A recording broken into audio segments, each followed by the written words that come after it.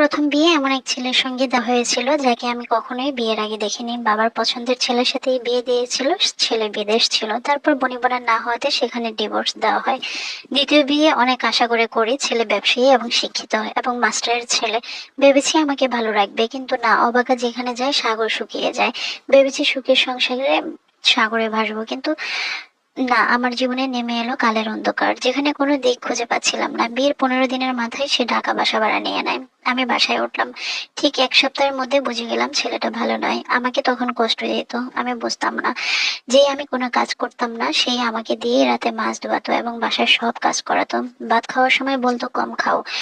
1 চামচ ভাত খেতে দিত। দুপুরে ঘরে ঢুকতে না ঢুকতেই আমার সাথে রাগ করতো, বলতো শরবত কই, তোর বাপ মা কি কিছুই শেখায়নি?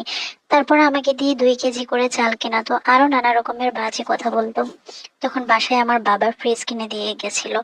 আর আগের একটা ব্যাচেলার খাট ছিল, ফার্স্ট আমরা ওই খাটে ঘুমিয়েছিলাম দুজনে। এগুলো দেখে আমার বাবা বেশ কিছু টাকা দিয়েছিল, প্রায় 70-80 হাজার টাকার মতো, যেটা দিয়ে আমি আর আমার হাজবেন্ড মিলে একটা দোকানে গিয়ে আমরা ফার্নিচার দেখে শুনে খাট এবং ডাইনিং টেবিল কিনে নিয়ে আসি।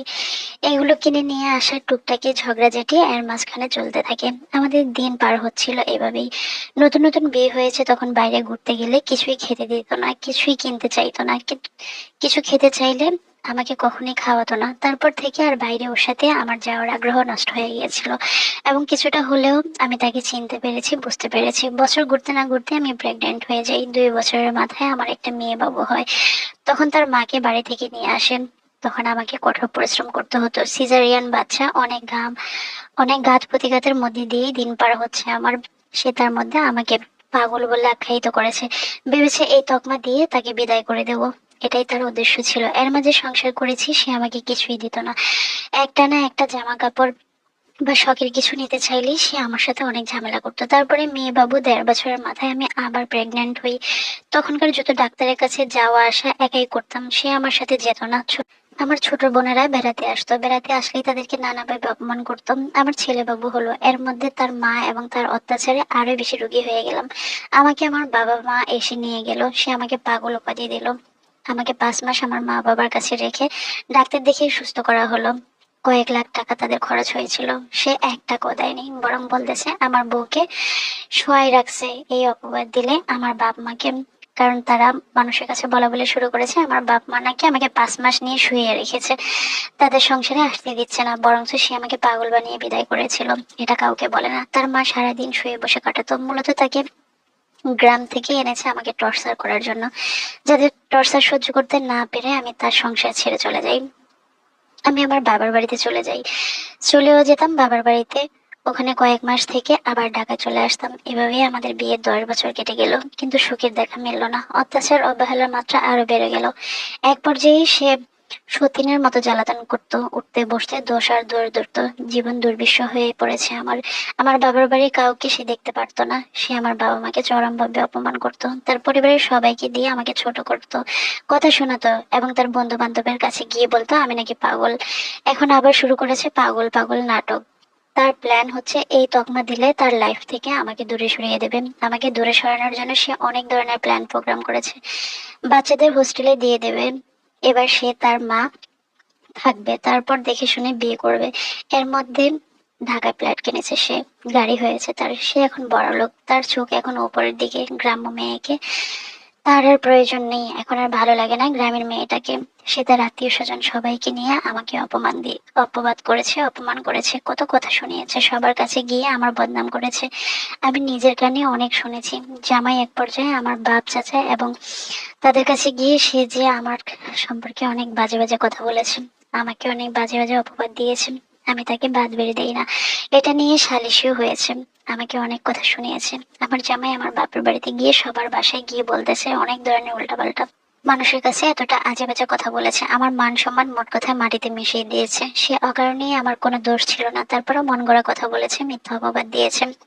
বলে আমার নাকি বয়ফ্রেন্ড আছে। আমি 2 বাচ্চার মা, সারা জীবন কাজকর্ম বাচ্চাদের নিয়ে ব্যস্ত থাকি। সে আমার বাবার বাড়িতে গিয়ে বলে সবার কাছে বলেছে বয়ফ্রেন্ড আছে আমার। তার মাকে আমি দেখতে পাই না, তার মাকে বাসায় আমি নেই না। সে অনেক কিছু বলেছে, তার মতো প্ল্যান করা হচ্ছে, তার মন মতো সবকিছু সাজানো হচ্ছে।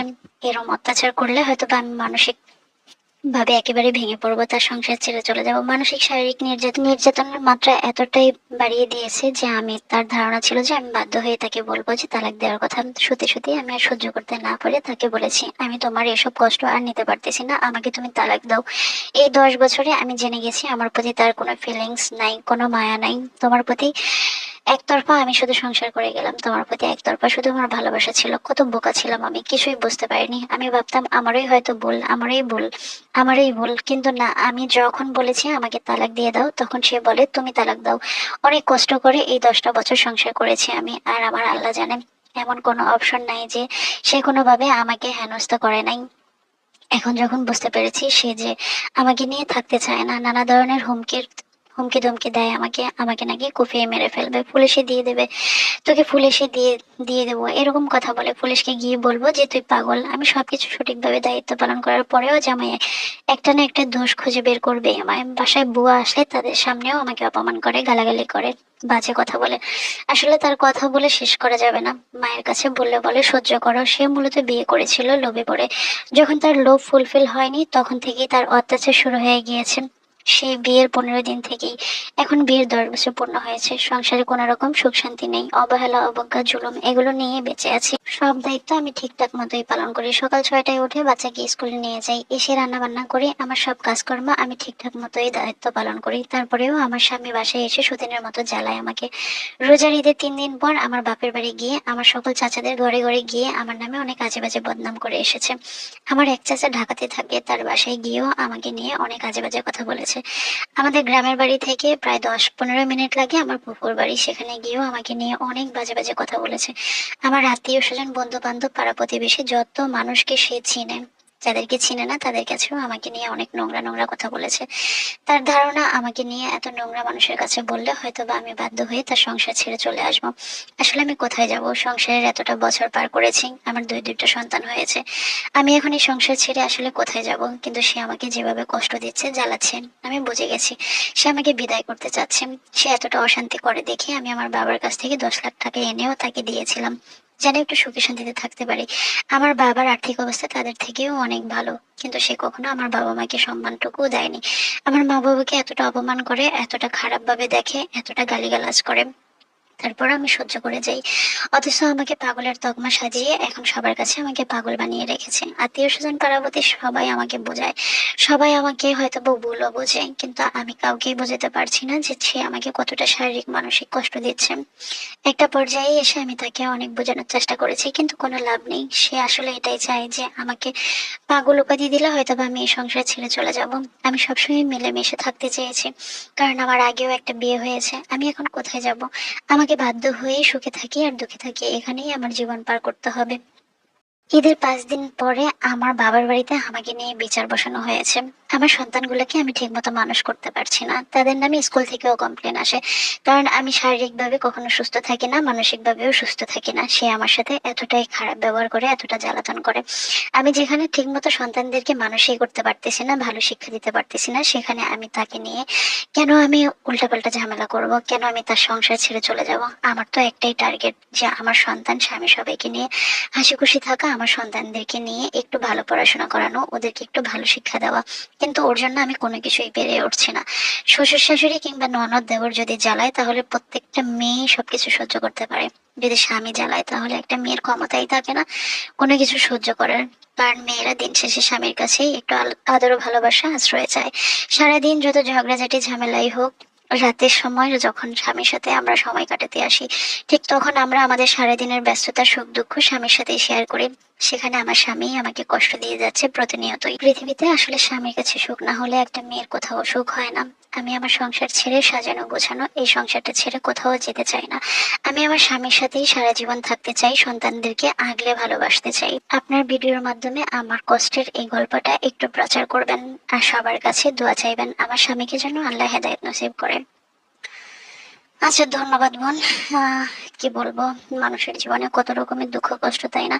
মানুষের এই দুঃখ কষ্টের গল্প শুনতে শুনতে বলতে বলতে একটা সময় আমারই মনে হয় যে কত ভালো আছি, আলহামদুলিল্লাহ। স্বামী সংসার সবকিছু নিয়ে কতটা সুখে আছি, ভালো আছি। পৃথিবীতে মেয়েদের এত কষ্ট কেন? আমরা কিন্তু দিন শেষে সত্যিই একটু স্বামীর কাছেই আশ্রয় চাই, একটু স্বামীর কাছেই ভালোবাসা চাই। সারা দিন কিন্তু আমরা অনেক কিছু করতে পারি, যখন আমাদের স্বামী বাসায় ফিরে আসে তখন তার কাছে মন খুলে আমরা সারা দিনের ব্যস্ততা, সারা দিনে কি হয়েছে না হয়েছে সেটা বলতে পছন্দ করি, কারণ এটা ভালোবাসা, এটা অন্যায় না। কিন্তু একটা স্বামী যখন বউকে পাগল উপাধি দেয় কিংবা তাকে ছেড়ে দেওয়ার জন্য প্ল্যান করে, তাহলে ওই মেয়েটার প্রতিটা মুহূর্ত কতটা বিষণ্ণতায় কাটে। আপনার যদি ভালো না লাগতো, বিয়ের 15 দিনেই আপনি সেপারেট নিয়ে নিতেন, দুইটা সন্তান 10টা বছর কাটিয়ে দিয়েছেন। আরে একটা কুকুর পাললেও কিন্তু কুকুরের প্রতি মানুষের আদর ভালোবাসা মায়া জন্মায়, কিন্তু কিভাবে এই মায়াটা উঠে যায় যে এত বছর সংসার করার পরে তাকে সেপারেশনের জন্য বারবার ওয়ার্নিং দেওয়া হয়। আল্লাহ প্রত্যেকটা মানুষকে হেদায়েত নসিব করুক। আর অ্যাডজাস্ট হয়ে চলুন দুজন বোন, কিছু বলার নাই, কিছু করারও নাই, কারণ পৃথিবীটা সত্যিই নিষ্ঠুর। মানুষের মধ্যে মায়া, মহাব্বত, সম্মান জিনিসটা উঠে গেছে একদম। হাজবেন্ড যেভাবে বলে, যেভাবে বোঝায় ওইভাবে চলার চেষ্টা করুন। আর আপনিও নামাজ পড়ে আল্লাহর কাছে অবশ্যই ওর হেদায়েত চাইবেন। আল্লাহ আল্লাহ সবই পারে। আল্লাহ চাইলেই তাকে হেদায়েত করতে পারে, হেদায়েত দিতে পারে। তবে আল্লাহ কারোর উপরে অসন্তুষ্ট থাকলে তাকে সহজে হেদায়েত দান করেন না। আর ভালো মানুষের আল্লাহ এই দুনিয়াতে পরীক্ষা নেন, এটা সত্যি কথা। ভালো থাকবেন আপু, ধন্যবাদ।